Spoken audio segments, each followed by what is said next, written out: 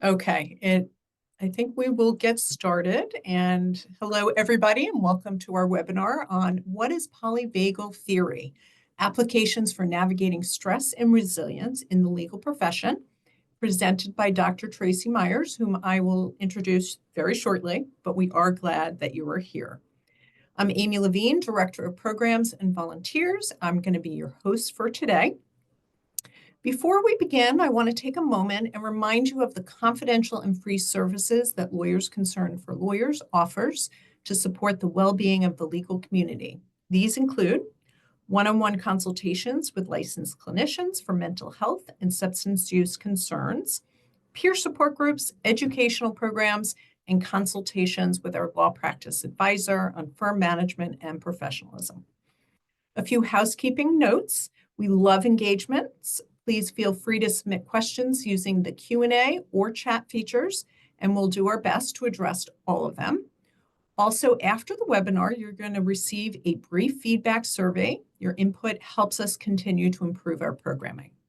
And now I'd like to introduce my esteemed colleague, Dr. Tracey Meyers. Dr. Meyers is a licensed clinician psychologist with over 25 years of experience in neuropsychological assessment and psychotherapy. Before joining LCL in 2020, she spent 17 years with the Connecticut Department of Mental Health and Addiction, serving as a clinical neuropsychologist and later as the Director of Behavioral Intervention Services. She is a certified yoga therapist, advanced yoga teacher, and mindfulness instructor, and has written extensively on integrative medicine and positive behavioral support treatment. She is the author of Yin Yoga Therapy and Mental Health.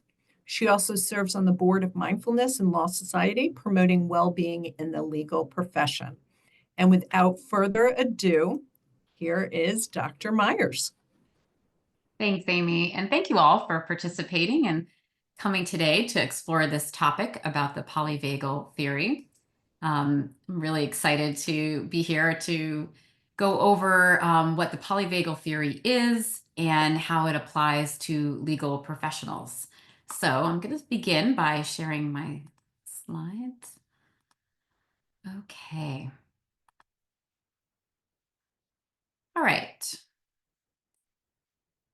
So today we're going to talk about what is the polyvagal theory. Perhaps some of you are familiar with that term, and some of you, this may be completely new.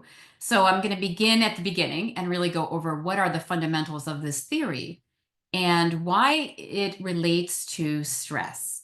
So we'll talk about the theory itself and then the implications. And then we'll talk about practical strategies that we can use based on this framework of the polyvagal theory to manage stress in the legal profession, not only in terms of our own stress, but also when working with people who are under stress, your clients, for example, and then how that all factors into building more resiliency. All right. So as Amy already gave a brief overview of LCL, so just one more reminder of our services that we offer. All right, so prior to the 1990s, and I'm dating myself now, but when I went to graduate school in the 1990s, I should say, we understood behavior through generally a cognitive behavioral framework. That was the age of cognitive behavioral therapy, where the feeling was that essentially if we work on people's thinking process, our thoughts, we can change our emotions and behaviors. So it was very cognitive. But beginning in about 1995 and now over the past several decades, there is a much deeper understanding of the nervous system, the neuroscience underneath what's happening on the surface. And the polyvagal theory really comes from that deepening understanding of the nervous system and how much it impacts how we think, how we feel, and how we behave. So by understanding this framework, the polyvagal theory is really a framework. We have a better understanding of how we respond to stress and how we can navigate stress more effectively. So we have to begin by looking at the nervous system. So those of you who have bad memories of physiology and some of the neuroscience classes you may have had to take, I will try to make this simple, but relevant and to the point. So essentially, if we think about our nervous system, it's like a surveillance system. So all of the time, without even our conscious awareness, our nervous system is scanning the environment, surveying, is this safe or is this dangerous? Is this person okay or are they not?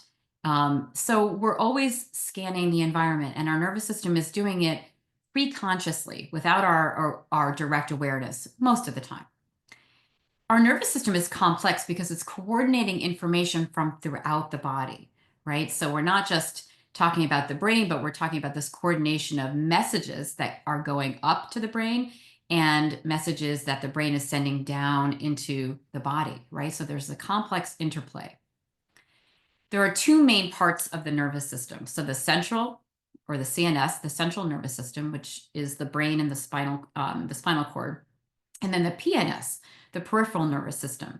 And that consists of all of the nerves outside of the brain and spinal cord that provide the brain information. And that's where we're going to be spending our time today, in the peripheral nervous system, or the PNS. So hopefully I haven't lost you yet.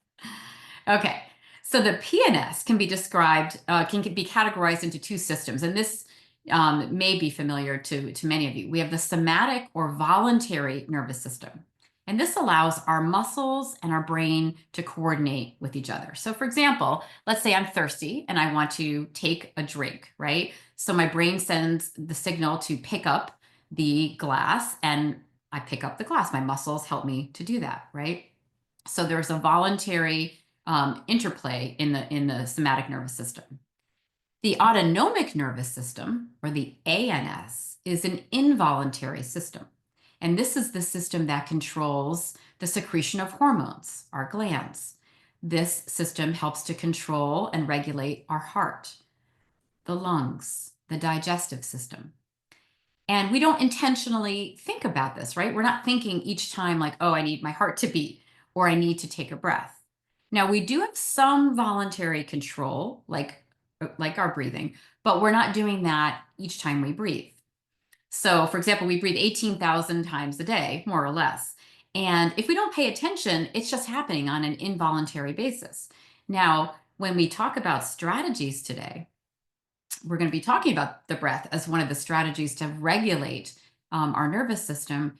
Then we can take what's involuntary and make it more voluntary, right? But generally, the autonomic nervous system is an involuntary system responding to what's happening around us. So within the autonomic nervous system are two branches, and this is probably going to be very familiar to most of you, which these two branches are the sympathetic nervous system and the parasympathetic nervous system. The sympathetic nervous system, the CNS, is a system that arouses our body. It helps us to mobilize, right? So we react and act. So, right before you're going to walk into a courtroom, right? Your sympathetic nervous system is that little jolt that like, uh-oh, we're on, let's go. And you can see on the right side of this picture here, all of the things that happen when our sympathetic nervous system kicks in. Dilation of pupils. It inhibits salivation. So if we're going to speak, we're not, having lots of salivation. It increases our heartbeat. It relaxes the airways. So it can affect many different organs in the body, and that helps us to mobilize. On the other side is the parasympathetic nervous system, and this is involved in calming our body, lowering our blood pressure. It's known as rest and digest, right? Helps us to digest our food. And we want to have a balance between the sympathetic nervous system and the parasympathetic nervous system. And most of us do throughout our days. We have an activation, usually followed by a relaxation. And that helps us to stay in what we call homeostasis. All right, so far we've kind of laid out this case that we have a nervous system that is like a surveillance system. Some of our nervous system is voluntary and some of it is involuntary. And within that involuntary system, we have a mobilization and a relaxation system at play. All right, now let's talk about the vagus nerve. That's the name of this presentation today, in fact, the polyvagal theory. So we're going to be spending time now talking about this vagus nerve. And some of you may be familiar with this, or this, again, may be brand new. The vagus nerve is the main parasympathetic nerve in our body. So in the previous slide, we talked about the parasympathetic nervous system, helps us to relax, helps us to feel a sense of calmness and stability. So the vagus nerve is instrumental in that. It controls involuntary function of our heart rate, digestion, and immune system, and helps us to function normally and keep us calm. So the vagus nerve has nerve fibers. Some of those nerve fibers start at the brain and work their way down. So those are called efferent nerves. 20% of the vagus nerve fibers go down into the body and communicate information from the brain to the body, providing key things to help our body and our organs regulate. 80% of the nerve fibers from the vagus system carry messages up from the body to the brain. Those are called afferent nerves. So the vagus nerve has afferent and efferent fibers. So essentially, and we're going to be talking about this system, we have information coming up from the body to the brain and information going from the brain to the body, which is pretty powerful, right? So the vagus nerve is always communicating.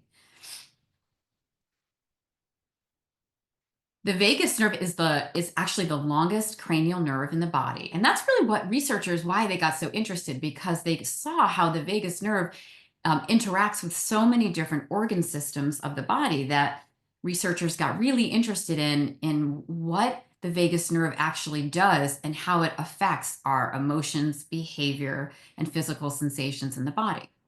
So it's the 10th cranial nerve, starts in the brain and makes its way down to different parts of the body. There are two sides to the vagus nerve, the dorsal, which means the back, and the ventral, which is the front. And we're going to talk about these two sides because each side does something slightly different in terms of its regulation of our nervous system. So in the 1990s, and I kind of started the conversation talking about this, psychologists and researchers got really interested in looking at the vagus nerve in terms of psychological implications. So Stephen Porges, and we're going to watch a clip of him because I always like to show a little bit of the founder of this model because he's brilliant. He introduced this idea of this framework of looking at our emotions, looking at especially strong emotions, including trauma, from this vagal nerve system. So he really created, he's really a pioneer, he created this framework to look and understand how we manage our emotions from this polyvagal theory model. So what is this polyvagal theory? So just to, kind of think about the implications since about 1994 when Porges introduced this model, now it's become a really impactful and often, readily available model of care to understand why our nervous system responds in certain ways that can lead to either a feeling of social connection, safety, and stability, or trauma.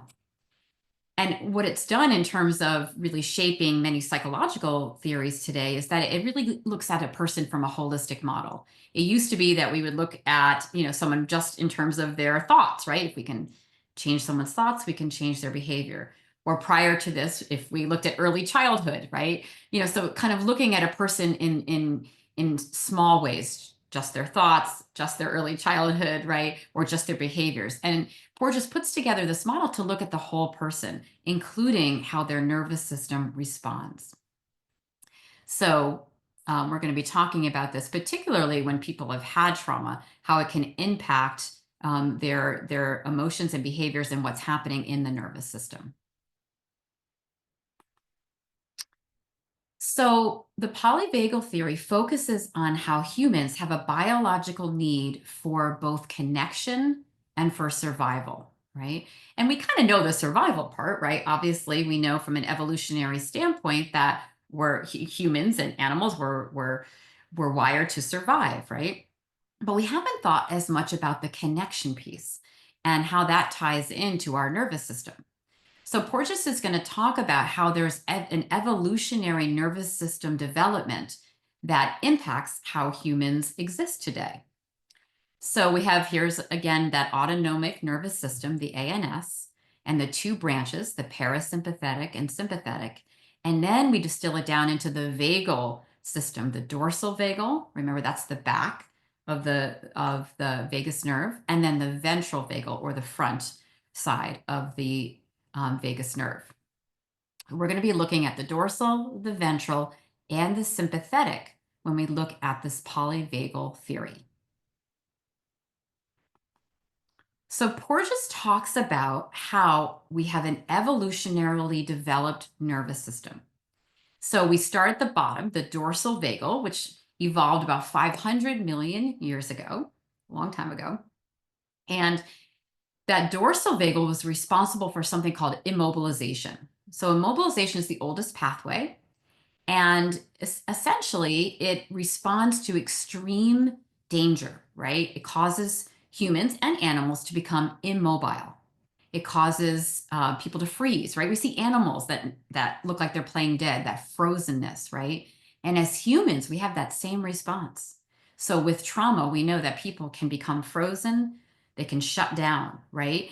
And so it's almost like the parasympathetic nervous system is kicking into overdrive and we freeze, right? We don't just slow down, but we actually go into a freeze response, immobilization. Then we move up into the sympathetic nervous system. We talked about that already as a mobilization, which we need, right? So mobilization is not necessarily a bad thing, but we tap into the sympathetic nervous system, which helps us to mobilize in the face of danger or in the face of stress. We spring into action. Our adrenaline is going, right? That's that feeling when the SNS, when the sympathetic nervous system is kicking in. And so this was the next to develop in the evolutionary framework about 400 million years ago. And then we fast forward 200 million years ago, and that is the development of the ventral vagal system. And what Porges calls the social engagement system. It's the newest addition to this hierarchy, dorsal, then the sympathetic, then the ventral vagal. And this is the part of the vagus nerve that responds to feelings of safety and connection. And social engagement is vital to allowing us to feel anchored, to allowing us to feel safe, right? That's what makes us human and why we as humans function better when we are in a group, when we are safe, when we feel part of something, right? And when we're in a social engaged state, we can feel calm, connected, relaxed, and engaged. So this is his theory. We've got these systems happening, right, from an evolutionary standpoint, and we can sometimes get stuck. And we're going to talk about how we get stuck in a moment, right? So ideally, it would be great to always be in social engagement, to be feeling calm, engaged, and free from fear. But we know that's not the case, right? So something happens in our system that can sometimes create a mismatch, and we'll spend time talking about that. So Porges describes how our nervous system is a surveillance system. And so he describes this ability to read a situation, or situations, plural, as neuroception. So remember that this is not happening in our conscious awareness, but at all times, our nervous system is scanning and saying, in this moment, am I okay? Is this safe, or am I in danger? So one of the ways I like to think about the neuroception is like that feeling when you're maybe walking down a street at night and you have that prickly feeling in your body, like, ugh. That's your neuroceptive reaction to the situation. You don't know what it is. There's nothing in front of you, but your system is scanning and picking up on something, right? When I walk my dog at night, so I live in the country, it can be very creepy. It's really dark. And I don't hear anything, right? I don't hear noises, but I can feel that in my body. Like my stomach clenches. I start to sing loudly. I know it's a little strange, but just kind of to help my sympathetic nervous system to calm down. And what I'm responding to is a neuroceptive response. And perhaps a mismatch, because everything could be fine, but my system is like, ooh, it's very dark. It's kind of creepy, right? So we need this to survive. Our neuroception is really vital to making sure that if it is dangerous, I better run back into the house, right? But what we want to recognize is that our response to stress is often happening prior to our brain even becoming aware of what's going on. So I may start singing or walking quickly as I'm walking outside because I'm feeling anxious before I even put together, oh yeah, I'm nervous because it's so dark out and this is what's happening. So whether we feel safe and calm and relaxed, or we feel threatened, like maybe there is a coyote outside, it's often happening outside of our conscious awareness at first. And yet, our body, our behavior, and our emotions and our energy are actually responding. So, a lot is happening pre awareness, right? So, by the time we're aware, a lot has already happened on a hormonal and nervous system level. And I find that both reassuring and challenging in some ways, right? Reassuring to know that my system is really working, but challenging because if stuff is happening without my conscious awareness, how can I change it? And that's going to be the crux of working with the polyvagal theory. How can we understand and bring heightened awareness to what's happening? So, neuroception is of particular interest, and this is why Stephen Porges is really fascinated with the vagal nerve because he recognized that both sides of the vagus nerve can be stimulated and can impact our ability to detect cues, right? So neuroception, this ability to know whether I'm safe or not safe, is happening based on what's happening with the vagal nerve, the information coming in and the information going back down to the body. So remember how both sides of the vagus nerve, the ventral and the dorsal, have implications for our safety system. So the ventral side, remember that's the evolutionarily most developed social connection side, 200 million years ago. The ventral vagal responds to cues of safety. It supports feeling safe in the environment. And look at some of the descriptions in this slide. We feel connected and warm, at ease, passionate, grounded.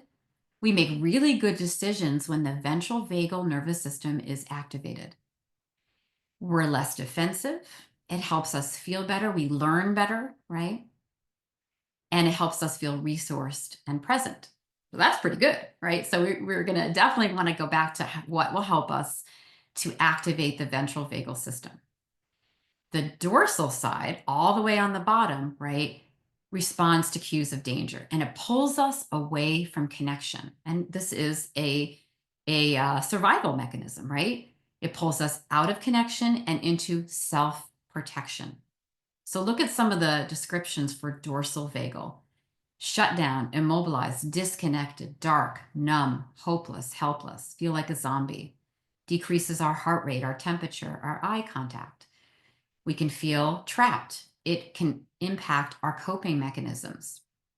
So we can recognize right away, especially if you are working with someone who's a trauma survivor or you yourself have responded to trauma, that the dorsal vagal system can get activated and people can stay activated even when the danger has passed, right?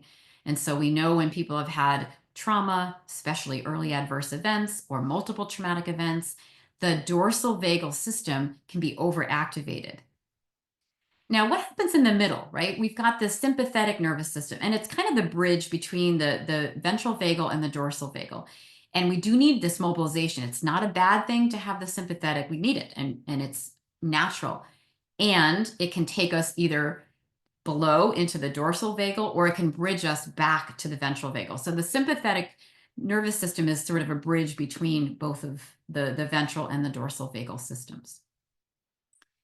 So we want to be aware that our neuroceptive detection system can sometimes create a mismatch. So my example of me being outside at night and actually there's nothing out there, right?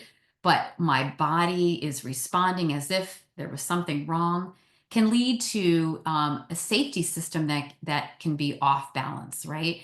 So I can either become hyper vigilant and maybe I don't even want to take my dog out at all because I get really scared. Or I can sometimes be overly confident that everything is fine and miss potential danger cues. And so life experiences can shape and sometimes create a ongoing mismatch between what is actually truly a dangerous situation and what is not. And we want to help ourselves, our clients, each other, when there is a neuroceptive mismatch, to come back to a more accurate reading of the situation, and ideally back into more ventral vagal system running the show, right? Because we do much better when we're in a calm, connected, grounded state, of course. So let's talk about emotions now. So I started the conversation today talking about how we used to think as psychologists that our thoughts were the predominant reason why we acted, felt, and behaved in certain ways. And now we know, there's a lot more happening than just our thought process. So, according to the polyvagal theory, the dorsal vagal and the ventral vagal systems are constantly chatting with each other, right? Not in our conscious awareness. And when everything's going normally, there's this beautiful bi-directional flow of energy. There's actually harmony, right? So that we can relax and feel connected. We can mobilize when we need to, and things are working in harmony. But when there's a problem and we feel threatened, that flow changes. And that's where the sympathetic nervous system will start, and we'll feel that fight, flight, adrenaline rush, right? We're primed for action. That's not a bad thing. And threats, when I use the word threat, it doesn't necessarily mean threat for our life. It could mean like threat for like our self-esteem, or like we want to, we're going to run a race and we want to do really well. So it can be a motivation, can be a threat in a good way. So we're talking about stress here, right? So the goal is not always to be in this chilled ventral vagal regulation system, right? Sometimes we want to get activated. The key is flexibility and something called vagal tone, right? Think about, like, we want our muscles toned. We want our vagal system, this nerve, to be well toned so that we can flexibly adapt to stress and then be able to relax and feel more at ease. We want to move up and down. You can almost think about it as a hierarchy or a ladder, right? Up to the chilled out ventral vagal connection, and then back to some sympathetic arousal. We do want to, as best we can, avoid that shutdown and frozen response, because that can take a toll on us emotionally and physically. We can't always control that. Remember, this is happening without our awareness or without sometimes our choice, especially if there's been trauma. All right. So generally, let's say a threat, and I'll use the word stress. Let's say a stressor has passed, and our bodies go back to baseline. But I'll use my example again. I walk my dog. I felt like, oh my God, I felt so anxious. And then I go back into the house and I feel like, okay, I should be relaxed, but I still feel a little bit of that adrenaline rush, right? Still feel some of that cortisol in my body. My heart rate is still elevated. My breath is a little bit more ragged. And we can start to stay in a more prolonged state of stress and anxiety, especially if the threat really activated us, right? So when we feel threatened, and these threats can come internally or they can be coming from external things, right? And if you've had an experienced trauma, which many, many of us have, and you've been in an immobilized state, this is why we look at, so often early adverse events for children, and children often become immobilized. They don't have the ability to actually mobilize and use their sympathetic nervous system when they're young. It can create a system where even a small danger cue can get skewed, and it takes much, much longer for that threat detection to turn off and to go back into the ventral vagal system. So even small interpersonal cues, for example, if someone has been traumatized, let's say someone was abused physically, when they hear a loud voice or a loud sound, that system is immediately going to kick up, and it may put them into a more of a dorsal vagal immobilization system, right? And we know this with PTSD. People that have post-traumatic stress disorder often can respond to a cue interpersonally or in the environment as if it was happening just like the original trauma. So this system of ours, it's brilliant in its protective capacities, but it also can leave us feeling immobilized at times where we need to be mobilized, or tense and unable to respond socially when we want to be connected, right? So it can cause a lot of distress. All right, so I'm going to show you a clip now of Stephen Porges. Sometimes this works directly from my slide and sometimes it doesn't. So we'll see what it does today, but I want you to hear from the expert. And this is just a really short clip. Let's see if it'll work here, or else I will stop sharing and go directly to YouTube. So let's see if it works today. Our nervous system is functionally a triangle upside down. Okay, the point. This is the brainstem. I'm talking about the circuits that are being regulated in the brainstem that regulate our underlying state, percolate information up to the brainstem, and the brainstem, it clearly is transmitting that information to higher brain structures, enabling access to different brain areas. So that when we're in safe states, we can access higher cortical functions. But when we're in dangerous states, those systems turn off and we're defensive. If we think of this triangle, each time we get higher and higher, we have greater diversity of expression and outcome. So I'm talking about basically 3 states that provide a neural platform for great diversity of expression. If you are in a constant dangerous environment, your nervous system is going to find it difficult to detect safety. So if it can't detect safety, it's going to be in the state of more fight, flight, or a low threshold to react. And when you're in that state, you're going to misread other people's cues. So you're more likely to see neutral faces as being aggressive. You're more likely to see fearful faces as if they were angry. So you can really confound difficult relationships. So you won't be able to use people to self-regulate. They'll become threatening and reactive. So if you have a history in which there is no experiences of using people to regulate in a very pro-social positive way, people will then become threatening or damaging to you. And what I always want to emphasize is that the social interactional behavior is a neural exercise. It's a neural exercise of using newer mammalian structures, it's evolutionary newer structures, to inhibit very primitive defensive systems. So if we feel that we're in safe environments, we'll use our face, we'll use the intonation of our voice, and we'll negotiate a relationship or maintain safety by doing that. And this is what friends do, this is what lovers do, this is what supposedly teachers are supposed to do and therapists, right? If we're a little bit in a more dangerous situation, like a novel environment, we don't know anything about it, we'll go into another physiological state that will support fight or flight mobilization behaviors. And if we can fight or flee, get away from something, then we've actually negotiated that danger. But what if we can't get away from the danger? What if we're held down or we're in a confined environment? What if we're trapped in a car or a plane or in a bathroom and someone is now going to hurt us? The possibility is that we could trigger a third circuit which shuts us down. And it's that shutdown circuit that makes it's so important in understanding trauma, and the polyvagal theory articulates that shutdown circuit, while most other theoretical models of trauma and what people would call stress disorders only talk about a fight-flight system. Okay, so that's the core of what I would tell a person about the polyvagal theory. And the second component of that core is that these responses are not voluntary.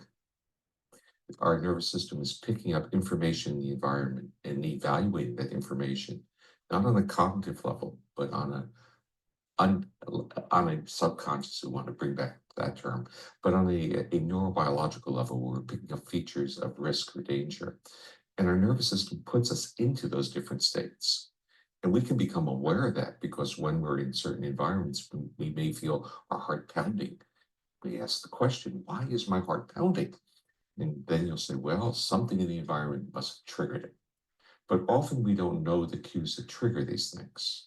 So the point I want to make is first that the polyvagal theory provides us with an understanding of 3 neural circuits that support different types of behavior. One is social engagement behaviors in safe environments. The other is fight, flight, and mobilization behaviors. And the third one is really a shutting down, a second level of defense.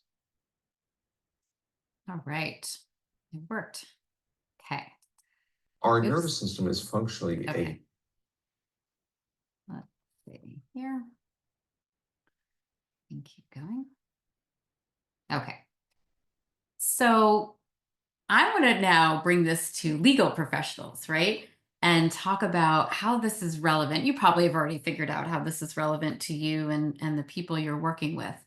But lawyers, as you know, all of you know, face high pressure environments. And so right away, you can imagine how that's going to trigger what Porges is talking about, this fight, flight response, or even immobilization. So understanding this as lawyers can be really helpful in terms of trying to find ways to maintain calm and focus under stress, right? And as Porges started to say, lawyers can benefit from this, especially in terms of cognition. We make better decisions when we are in the ventral vagal system, right? We're able to think more clearly. We're activating the parts of the brain that help us to make better decisions. And that has huge implications. In May, Stacey Best, our executive director at LCL, and I are going to be doing a presentation together, taking some of this that we're talking about today and further going into decision-making, ethics, and how to apply these strategies in professional situations. The ventral vagal system also helps with social engagement. And so lawyers, like psychologists, are constantly interacting with people. And the more that we understand how to socially engage and communicate, that can help improve relationships between people you're working with, right? So Stephen Porges was talking about how even the tone of our voice, the warmth in our voice, how we're interacting with people can impact how other people respond to us, right? So if you have a client who's really distressed, for example, and we're going to talk about in a few moments some of those tools, it can help the person to move from a sympathetic activation back into the ventral vagal system, right? So we can help shape other people's behaviors through something called co-regulation. So we'll talk about that in a moment. It can help with resilience building, right? So the more that we practice this on a regular basis, the more our vagal tone develops, right? We want that toned nervous system. We want to be able to effortlessly, or with, limited effort, be able to move back and forth between different states so that we mobilize when we need to and we relax when we need to. And it can help our clients do the same. So let's talk about tools now. So there are specific tools that can enhance, and this is where Stephen Porges's work has highly influenced many, many different schools and models of psychologists and different coaches over the years. So essentially, we think about tools for the polyvagal system. We're thinking about something that helps us to brake. So if you were riding a bicycle, right, you want to have a brake, and you think about your foot on the brake. The brake helps us to go faster when we want to go really fast, and it helps us to slow down when we want to go slow. And essentially, that's what we're going to be thinking about with tools that will help us, right? We want to have tools that help us increase and decrease our heart rate, right? So that we either activate or immobilize, or we relax. So we want to be able to have easy access. We simply put the foot on the brake or pull off the brake. And that can help us tone our nervous system, create more resiliency. Remember, the goal is not to reduce stress completely, but it's to be able to respond and then relax, respond and relax. So we're looking at this braking system as part of our toolbox. So there are a lot of different tools. I have a book, and I put these resources at the end. This is one of my favorite books. This is from Deb Dana, Polyvagal Exercises for Safety and Connection. And she's one of Porges's researchers and students and therapists. Anyway, it's a whole book full of different exercises, and there are many different kinds. But I'm going to talk about 3 today. We'll do a couple of them so that you have the experience of that. And these aren't brand new, right? Some of you're going to say, oh yeah, mindfulness. Tracey does lots of mindfulness stuff. But I think the framework can help us see where it fits in and why it's so important, right? So we're going to talk about breathing tools. Breathing tools are different than mindfulness tools. Breathing tools are the intentional use of different kinds of breathing techniques to either increase or decrease the intensity of our breathing. So we're going to talk about a few different strategies now. Remember how earlier I talked about how the vagus nerve and the parasympathetic nervous system are part of this involuntary system. The autonomic nervous system is an involuntary system. Yet, there are pieces of it that can be under voluntary control, like breathing. So breathing is often a portal to this interoceptive communication. When we change patterns in our breath, right, we change the messages that go from the lungs to the brain. So we talked about the afferent messages going back up to the brain. So the brain's going to listen to the lungs, right? So that's pretty cool, right? We can actually take something that's involuntary, practice it, and it can shift our nervous system state. So here's a little breath map, and I think this will help sort of spell this out. So we think about our breathing pattern, and that you can do this for yourself. This will give you a clue of where you are, or the client you're working with, where you are in your nervous system regulation. So when we are breathing easy and slow, long and steady, filling up and emptying out, likely we are in a ventral vagal activation state.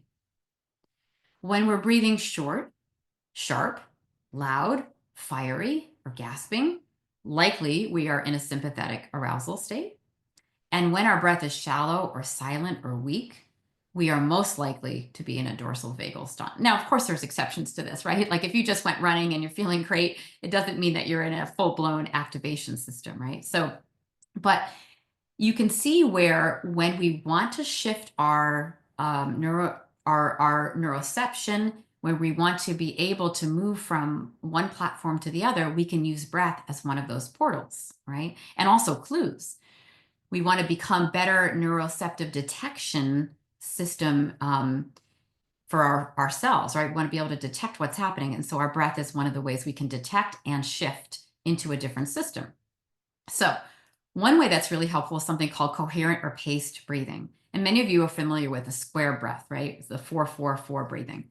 So paced breathing or coherent breathing can help balance the autonomic nervous system, can create a sense of calmness and connection. So equal breathing in and out. So generally, when we can slow our breath down to 3 to 6 breaths per minute, which is about a count of 4, gently in and out of our nose, we begin to activate our parasympathetic nervous system. So let's try it, okay? Just really briefly. Just going to invite you to sit. And if you can, find a position where you can breathe easily. So allowing the shoulders to relax. And then we're going to begin by, I'll gently count for you. We're going to begin by breathing in and out of the nose, into a count of 4 and out to a count of 4. Okay. So let's begin. Breath in, 2, 3, 4. Breath out, 2, 3, 4. Breath in, 2, 3, 4. Breath out, 2, 3, 4. Breath in, 2, 3, 4. Breath out, 2, 3, 4. And then release. So that's a little flavor of the coherent breathing. And so about 5 to 10 minutes of coherent breathing can shift, even when someone's in a fairly activated state, into a more regulated ventral vagal response. Lots of benefits of coherent breathing, and you can see a bunch of different things that can happen. It can optimize heart rate variability, and that gives a good indication of heart health. It can lower blood pressure. It enhances respiratory function, can improve our lung capacity, helps with sleep, immune system. So lots of benefits physiologically and emotionally. It can help us soothe and relax, can help us reduce overactivity in the limbic system, in the fight-flight system, and it can help regulate emotions. Can also help us if we're in a very immobilized state to begin to mobilize again. So it's not just to relax, it also can bring a little bit of activation when someone is in a shutdown in that third state. Remember the dorsal vagal system. Also cognitively, as Porges was suggesting, can help us increase our alertness and focus, helps increase activity in the prefrontal cortex of the brain, which is really helpful for lawyers, right? To help us with attention and focus. The relationship benefits too. So we want to find, as much as we can, techniques that help us engage that ventral vagal system that makes us feel more cooperative, more intimate, and more connected. And so by breathing, it's crazy, right? You think about just by breathing can help us to co-regulate. And I talk to lawyers a lot about this when you're dealing with clients that are really dysregulated, or you're in a high stress environment where the tension is really high. The more that you can slow down your breath, the more that you're regulating how you're speaking, how you're interacting, the person around you begins to co-regulate. And we are wired this way, just like these lovely, beautiful animals to our right? The panda bears and the koalas, right? So we regulate, and we do this with our children. But as Porges suggests, if we haven't had models for that, or we've had trauma, we may need to relearn how to regulate, relearn how to find that social connection. And it can start with our own breathing response. Another practice I love is called cyclic sighing. And this is another practice that can actually put pressure on the vagus nerve and create more of that vagal tone. So when we breathe in, it creates a little bit of sympathetic arousal. And when we breathe out, it can activate the parasympathetic nervous system. So I'll just briefly show you what this looks like. So it can be a meditative practice, and there's some good research showing the benefit of cyclic sighing. So essentially, it's like this. You breathe in through your nose, fill your lungs most of the way, and then try to fill in a little bit more so you fully expand. And then you exhale. And you continue to repeat that process. So doing this for about 5 minutes can create a beautiful toning of your vagus nerve, and you can actually feel much more relaxed. So the 4-4 breath and the cyclic sighing can be really helpful when you notice that you're starting to get very activated or shut down and need some activation in your nervous system. Alternate nostril breathing, another one that's really common if you're a yoga person. You've probably done this before, inhaling and exhaling through the nose. Another way that can stimulate the vagus nerve. And I know we're getting through time, so just a couple other things. So mindfulness is another way that can be very helpful. It can stimulate the vagus nerve and improve vagal tone, particularly mindfulness practices that engage the senses. If you've ever done the raisin meditation, where we use, and you can use chocolate, you can use any kind of food, but using different touch, taste, smell to encourage mindfulness, and that can be very helpful in terms of activating the vagus nerve. 5 senses, which is a grounding technique. So mindfulness helps us to stay in a more prolonged, calm, and safe place, right? Now, in a real activated state, it is not always that effective. That's why I like using the breath practices, particularly the alternate nostril breathing or the 4-4 breath. That can help us when we're really activated. But mindfulness can help us stay for longer periods of time in that regulated, safe, and calm place. There's also somatic practices. Soothing touch can also help us. It can give us a sense of security and help stimulate the vagal response, right? So that we feel more at ease. Cold water can actually be a stimulant for the vagus nerve. So that sensation. So many of you have heard of like taking the cold baths, etc. So a cold shower, filling a bowl of water and dipping your face in it. Now it sounds like terrible, but it can actually, especially when you're experiencing extreme variations in your system, and even an ice cube on the wrist, right? On the pulse points. So cold water can be helpful in terms of getting some vagus nerve stimulation and then a relaxation response.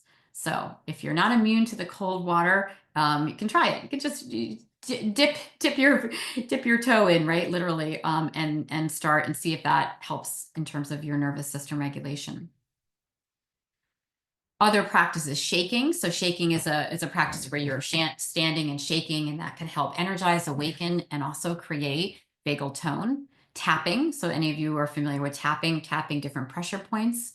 Acupressure can also help with vagal tone. Stephen Porges goes on. I'm not going to share this now since we have questions and I want to make sure we get to some of them. But oops, let's go on. But at the end of this presentation, you can see, and you'll have these resources for polyvagal supports. So there's many, many. So the two videos, the first video I showed and the second one, if you Google Stephen Porges on YouTube, you can see he talks about different strategies. There's books, many books, on different exercises for connection and articles. So there's a ton on polyvagal theory. So I gave you just a, kind of an overview today. And like I said, in May, we're going to be doing a further drilling down of practical strategies in legal situations. So this is sort of the high overview, high end view, and then we'll go more into that in May as well. All right, Amy, so I'm going to stop sharing here. Well, first of all, Tracey, thank you so much. We do have a lot of questions and comments to get to, but I will say in summary, it sounds like there are tools out there to help us manage these responses. So that's, I think, so important for folks to know. Also, yes, folks have been asking, you will receive the slides. It will also this presentation will live on our digital library, and it should be there in a few days. So if you don't get the recording or you have trouble with that link, again, you'll be able to view it and share it with others. So our first question is, how realistic is it to actually train or adapt the PVN to any appreciable degree? I'm just looking at the question. Yep. Yeah, it is realistic. I think about it in small incremental amounts, right? Like, so especially when someone's had a lot of trauma, right? That the likelihood that we're going to be able to quickly shift by doing some breath work isn't realistic. But over time, right? Each time that we're able to activate and deactivate over time, it makes a difference. You think about using weights, right? Like if you're weight training and how it's the repetition under tension. And same thing here, we're toning our nervous system. So it is definitely realistic that the more time we spend being able to balance our nervous system, the more aware we are, the better detection that we can have around the cues that we're going into one of the states or the other states. We can shift the way our nervous system responds. So I feel optimistic about it.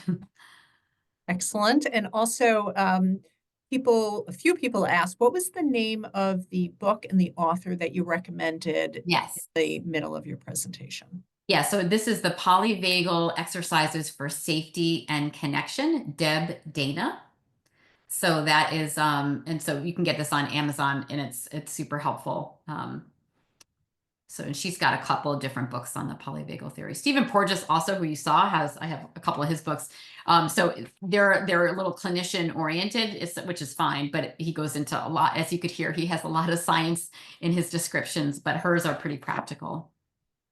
And we'll share that name again, the name of the book and the author when we send out the recording so folks can see that.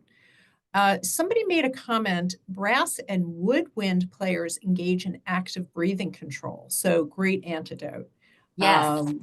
Anecdote. True, it's true. And I play the flute, and so I often notice like how, the more that you're able to activate and tone your breathing, it does make a big difference. Yeah.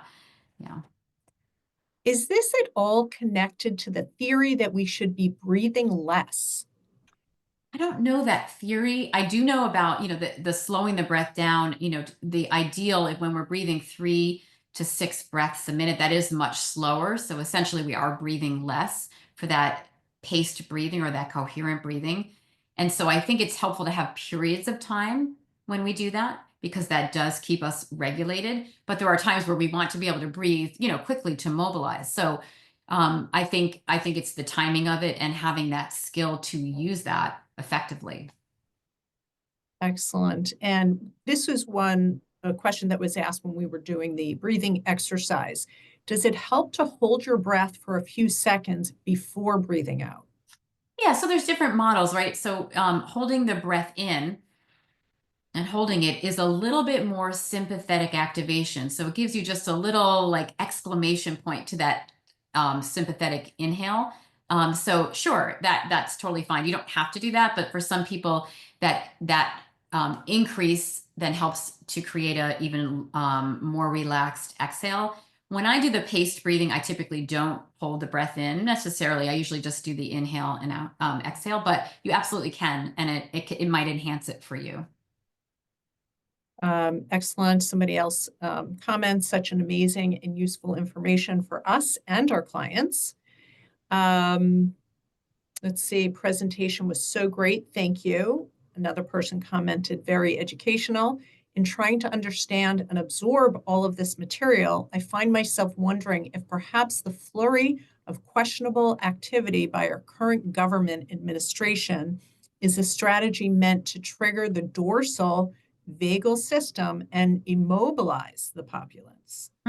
Interesting.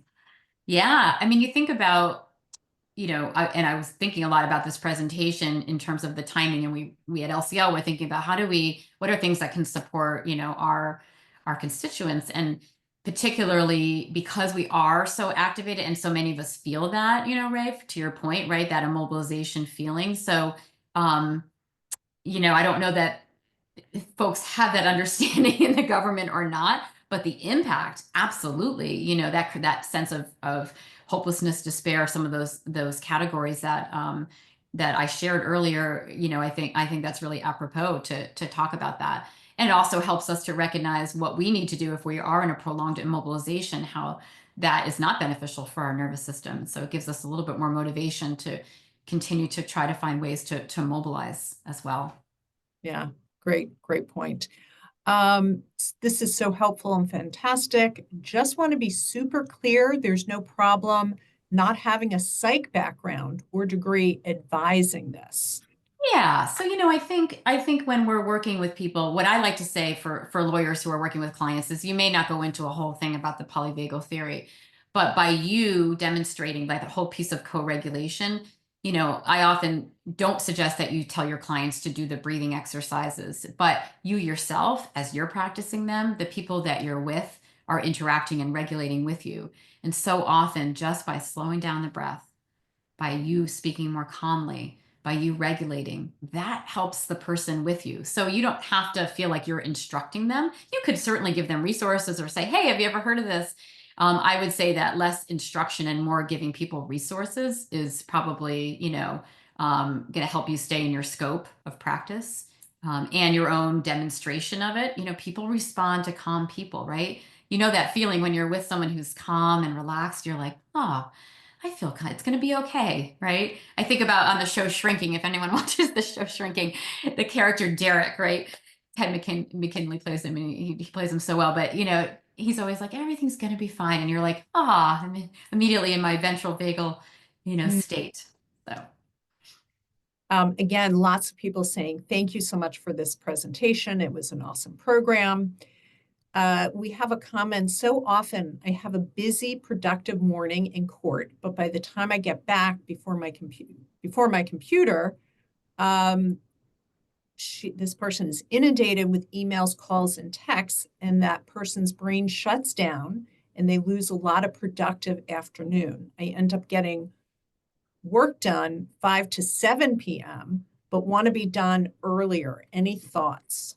Yeah, such a good tracking. So I love that you're tracking and that's really where we begin. If we think, where do we begin, and kind of taking all this information, it first is like understanding the neuroceptive system and the cues. And so I love that you're able to track and go, oh yeah, after I've been in that, mobilized state, I feel shut down after. So that's happening without your awareness, and you're becoming more aware. So that's number one.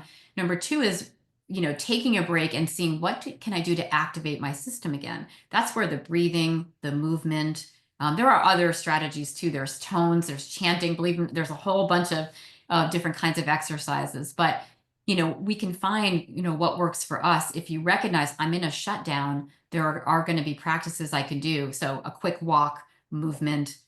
It depends on you, right? For some other people, it may be taking a nap, but what will help me to get my system activated again, where there's a little bit more heart rate movement, there's a little bit more energy in my system. So tracking it, seeing how you uniquely respond to stress, and then what helps you to feel more activated. And rather than just trying to push on through, it's really good to pause and kind of see what would work for me. Excellent. Again, flurry of people saying, thank you so much. Great presentation. Somebody mentioned to use your CPCS social workers. So they are there for you. And somebody asked if there's a part 2. Just to let you know, yes, Dr. Meyers and Stacey Best are going to be presenting during our Wellbeing and Law Week, and their presentation will be on May 9th at 12 p.m. So you can join us for that part 2 for sure. Somebody also mentioned smelling lavender has proven to activate as well, and people carry it around with them. Any thoughts on that? Yeah, I mean, there's so many. That's why I just gave a cursory kind of discussion today, but there are so many different things that can help. There are, there's even now there's surgeries, right? Believe it or not, injections into the vagus nerve. There's so many different ways Wow. to stimulate the vagus nerve to help with activation and to help also with mobilization. So the science is definitely catching up, and so I love those suggestions. Yeah. Yeah, that is so interesting. And also hearing people are having injections. That is, Yeah. it just indicates how powerful clearly the vagus nerve is. So we are over time. Again, thank you all for joining us. Great, great questions. We're so happy that people enjoyed it. Again, there will be a part 2. So join us again in May. And if you do have other questions, feel free to send those to us and we can try to answer those as best as possible. So thank you again, Tracey, for seriously, clearly a great presentation, very useful, very helpful. And again, I think the idea here is that we do have some control, and that's an important part of it. So again, thank you all. Thanks, everybody. Take care. See you Have a soon. great weekend. Bye-bye. Bye.